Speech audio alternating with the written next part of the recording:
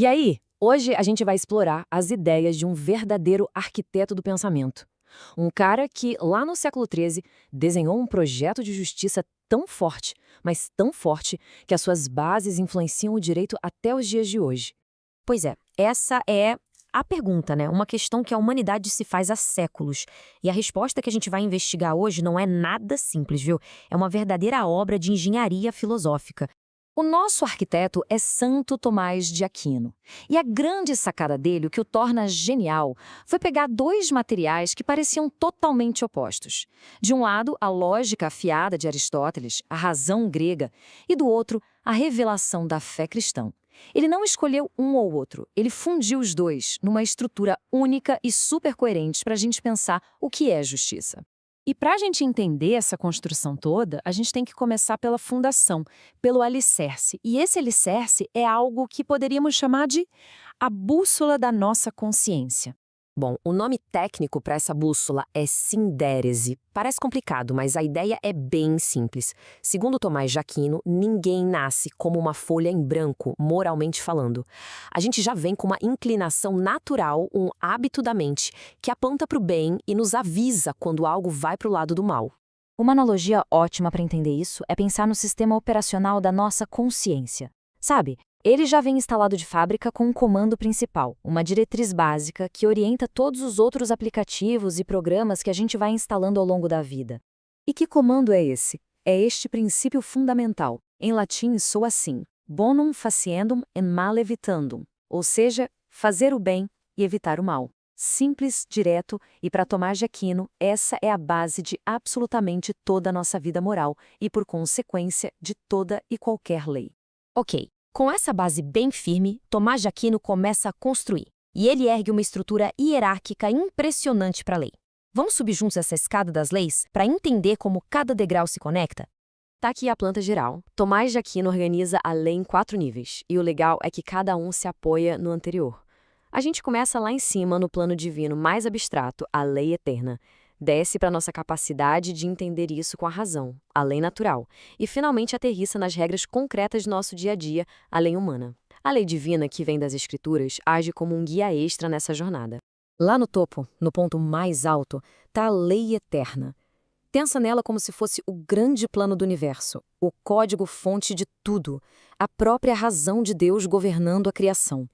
É algo tão vasto que nós, seres humanos, não temos acesso completo a esse plano.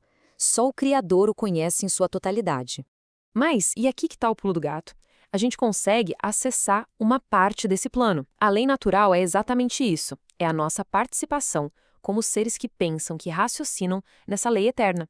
É a gente usando a nossa razão para discernir os princípios básicos do projeto divino para a conduta humana. E é nesse ponto que a teoria vira prática.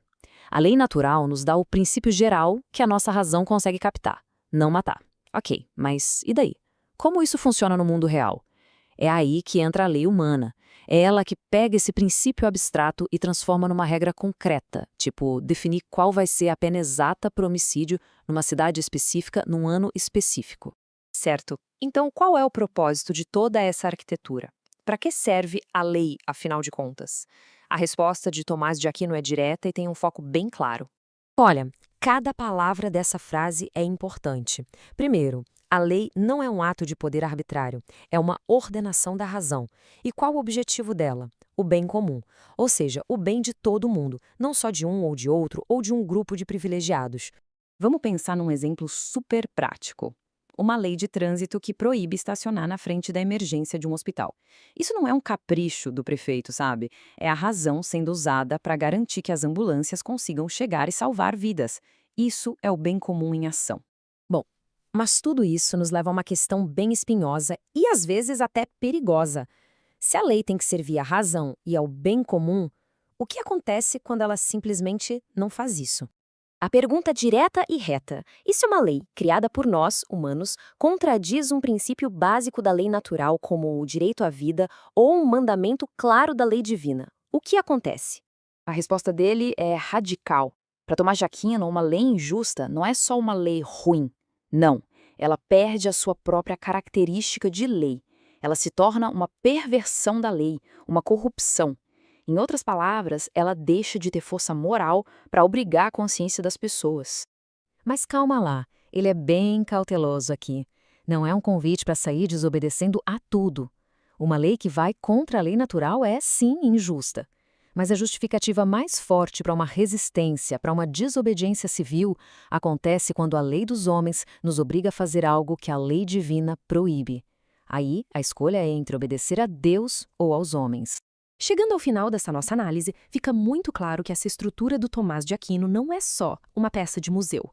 A ideia de que existem princípios universais de justiça, que a lei tem que buscar o bem de todos e que leis injustas podem e devem ser questionadas, tudo isso ecoa muito forte no direito moderno, é uma das raízes do pensamento sobre direitos humanos.